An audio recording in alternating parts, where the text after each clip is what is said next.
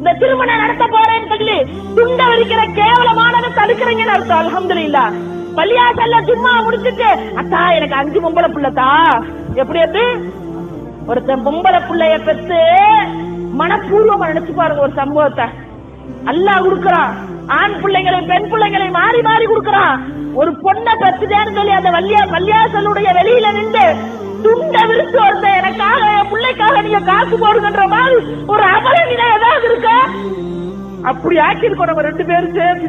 ஒருத்தனுடைய இஷ்டத்திலையும் ஒருத்தனுடைய சரி மரியாதையிலும் சுயமரியாதையிலும் கை வச்சிருக்கோம். நவுதுபில்லாஹ்.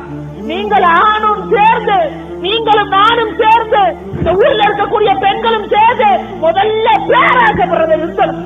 அடுத்தவன் இருந்து வரக்கூடிய காசு, ஒரு பொண்ணுடைய அப்பாவை புரிஞ்சு வாங்குற காசு ஒட்டவே ஒட்டாது. அந்த கணக்குக்கு மறுமையில பதில் சொல்ல நம்மளால முடியாது.